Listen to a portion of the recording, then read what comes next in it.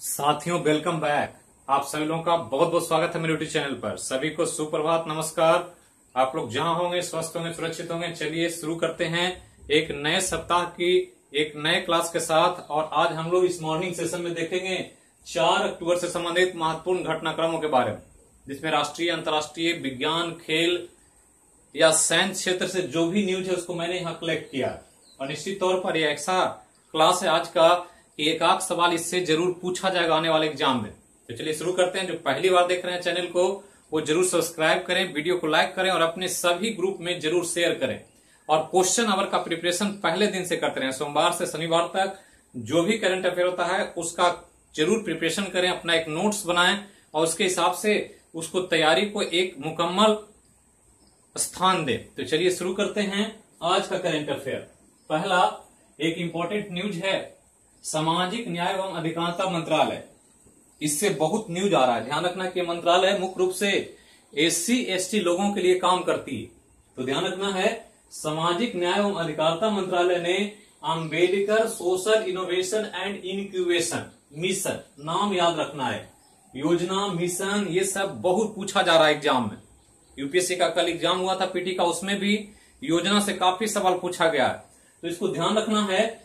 तो ये मंत्रालय ध्यान रखना कि सामाजिक न्याय एवं अधिकारिता मंत्रालय है और इसने Ambedkar social innovation and incubation mission ASIIM शुरू किया, जो एससी छात्रों में, एससी मतलब तो समझते ही होंगे अनुसूचित जाति, एससी छात्रों में इनोवेशन मतलब नए नए आइडिया को और उद्यम मतलब इंडस्ट्री, इंटरप्रेन्योरशिप को विकसित करने के लिए ये मिशन की शुरुआत किया है। तो ध्यान रखना है, एक इंपॉर्टेंट मिशन है। और ये मंत्रालय के जो मंत्री हैं थावर चंद्र गहलोत। तो याद रखना है कि सामाजिक न्याय एवं अधिकारिता मंत्रालय के मंत्री वर्तमान में कौन है, तो थावर चंद्र गहलोत।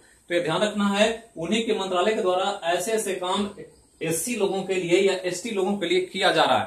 तो ASIIM को ध्यान रखना है। नेक्स्ट एक न्यूज है कि C-130 सुपर हरक्यूलिस कार्गो विमान, नाम याद रखना है, C-130 सुपर हरक्यूलिस कार्गो विमान। कार्गो मतलब होता है सामान ढोने वाला, और बड़ा भयानक विमान है। एक ऐसा विमान जो सेना के लिए बहुत भारी भारी सामानों को एक जगह से दूसरी जगह ले जा सकता है। तो ये नाम याद रखना है कि एक विमान है कार्गो के रूप में जो सामान ढोने का काम करता है, नाम है C-30।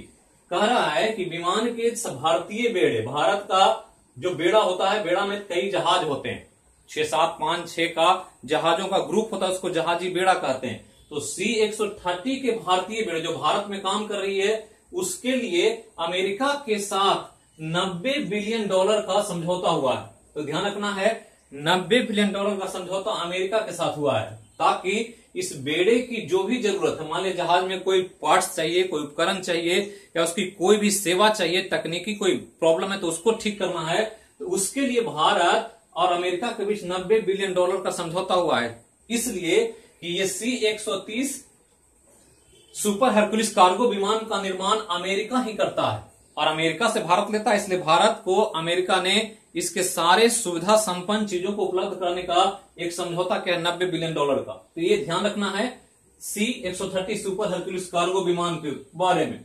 नेक्स्ट एक न्यूज है बहुत इंपॉर्टेंट, केरल को याद रखना है कि केरल ने कोविड-19 के संक्रमण के बढ़ते मामलों को देखते हुए अपनी राजधानी तिरुवनंतपुरम में धारा 144 लगा दिया है फिर से, ये ध्यान रखना।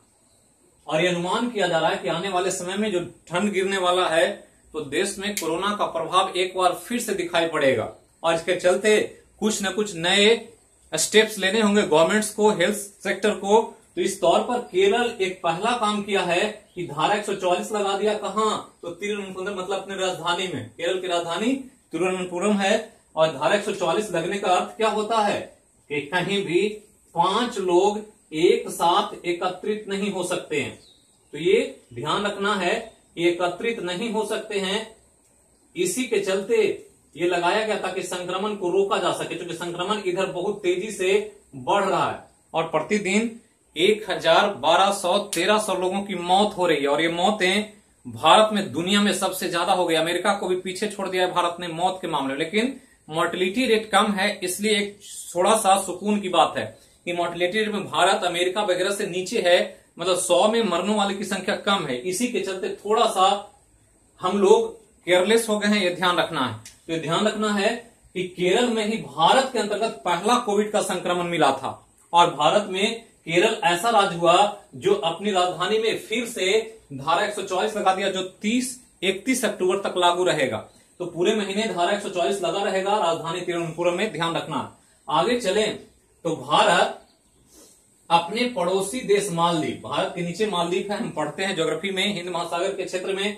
तो भारत मालदीव में 100 बेड वाला कैंसर अस्पताल तथा 20,000 दर्शकों वाला एक क्रिकेट स्टेडियम का निर्माण करने का एक घोषणा किया कि भारत सरकार या भारत मालदीव में 100 बेड वाला एक कैंसर अस्पताल तथा 20,000 दर्शकों वाला एक क्रिकेट स्टेडियम, मतलब आने वाले समय में आपको मालदीव में क्रिकेट मैच देखने को मिल सकता है। और इस तरह से 20,000 दर्शकों वाला एक क्रिकेट स्टेडियम बनाएगा भारत अपने पैसे से। और ये जो बनाया जाएगा वो पहले ही $800 मिलियन का लाइन ऑफ क्रेडिट दिया गया था भारत के द्वारा मालदीव को। लाइन ऑफ क्रेडिट या बिजनेस लोन एक प्रकार का कर्ज होता है जो आपके क्रेडिट के द्वारा या लोन के द्वारा पैसे उपलब्ध कराए जाते हैं वहां पर बिजनेस को बढ़ाने के लिए, उद्योगों को बढ़ाने के लिए। जैसे हमारे पास क्रेडिट कार्ड होता है, तो क्रेडिट कार्ड में क्या होता है कि क्रेडिट लिमिट होता है कि 3 लाख रुपए तक आप खर्च कर सकते हैं किसी भी मद में जो आपको करना हो।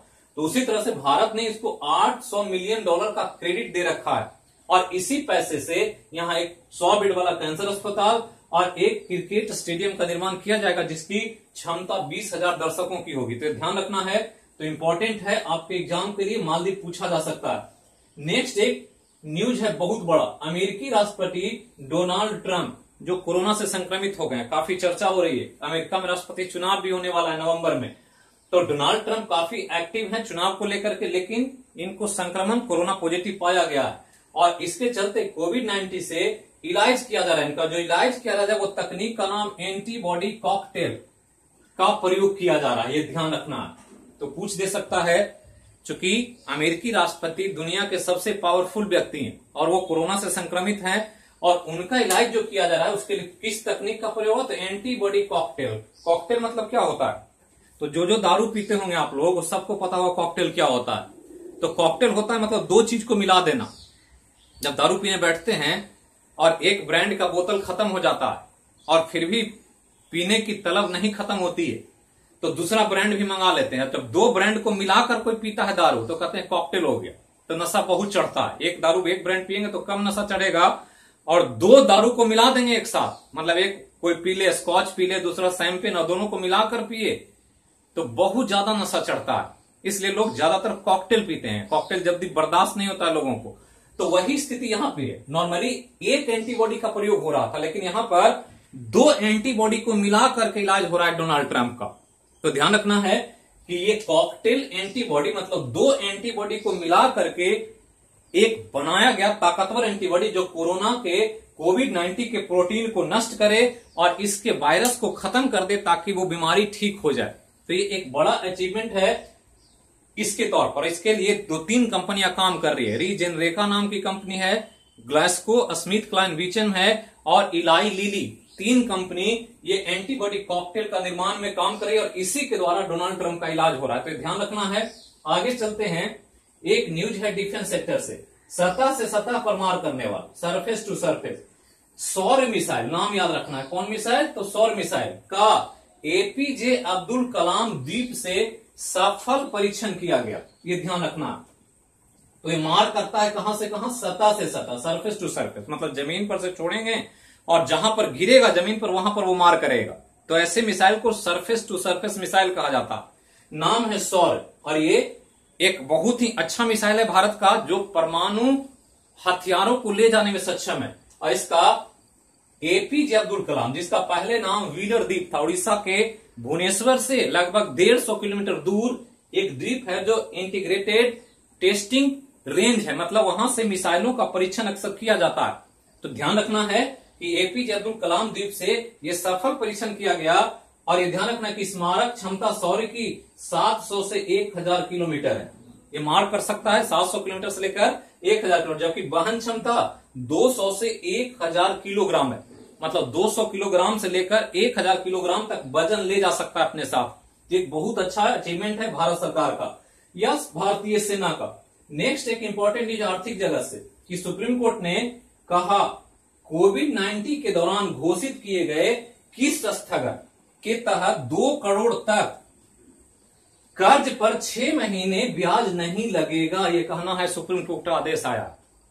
क्योंकि जो कोविड-19 काल आया तो जो लोग लोन पर काम कर रहे हैं, जो ऋण लिए हुए बैंक से, व्यवसाय बंद है, कारोबार बंद है, तो कहां से ईएमआई देंगे या इंटरेस्ट कहां से देंगे, इसकी एक समस्या चल रही है। जैसे हम लोग कोचिंग वाले परेशान है कि कोचिंग नहीं चल रही तो किराया कहां से देंगे। इसके हम लोग सरकार से मांग उठा रहे हैं कि किराया पर काम किया जाए, काम मालिकों को समझाया जाए कि जब बिजनेस चल नहीं रहा है साल भर से तो कहां से किराया देगा। तो इसी को ध्यान में रख करके उस सुप्रीम कोर्ट ने आदेश दिया बैंकों को कि जो भी लोन लिए हुए हैं कितना तक, 2 करोड़ तक, 2 करोड़ तक जिनके पास कर्ज है उसको कोविड-19 काल के 6 महीने का इंटरेस्ट नहीं देना होगा। तो ये एक बड़ी राहत है वैसे लोगों के लिए जो लोन पर व्यवसाय कर रहे हैं या बिजनेस कर रहे हैं। तो ध्यान रखना है। नेक्स्ट खेल जगत से 2 न्यूज। आईसीसी द्वारा जारी रैंकिंग में भारतीय महिला क्रिकेट टीम, तो इंडियन क्रिकेट टीम जो महिला के लिए है, पुरुष के लिए नहीं, महिला के लिए, उसके T20 में तीसरा स्थान दिया गया वर्ल्ड लेवल पर। मतलब वर्ल्ड लेवल पर यह T20 में तीसरी सबसे ताकतवर टीम है। कौन? भारतीय महिला क्रिकेट टीम। जबकि वनडे में यह दूसरे स्थान पर है। ध्यान रखना है कि पहले स्थान पर इस रैंकिंग में ऑस्ट्रेलिया मौजूद है। ध्यान रखना, ऑस्ट्रेलिया, इंग्लैंड और तब भारत। तो ये ध्यान रखना है, पहला पर ये, दूसरा पर इंग्लैंड, तीसरा पर भारत। तो ये जारी किया गया रैंकिंग महिला क्रिकेट टीम का।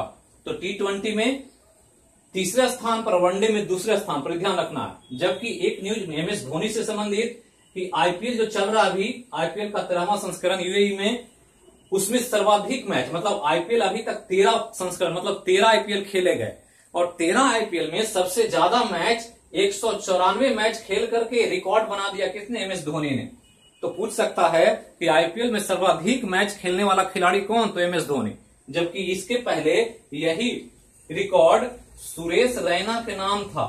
तो इसके पहले सुरेश रैना खेलते थे, उन्होंने संन्यास भी ले लिया, लेकिन सुरेश रैना सबसे ज्यादा मैच खेला था। लेकिन इन्हीं के रिकॉर्ड को तोड़ करके MS धोनी अब 194 मैच खेल चुके हैं और 200 मैच खेलने वाले वो पहले खिलाड़ी के तौर पर आने वाले हैं बहुत जल्दी ही समय में। तो ध्यान रखना। तो यही था आज का महत्वपूर्ण समसामयिक घटनाक्रम। निश्चित तौर पर यहां से कुछ न कुछ सवाल पूछा जाएगा। तो हैव ए नाइस डे।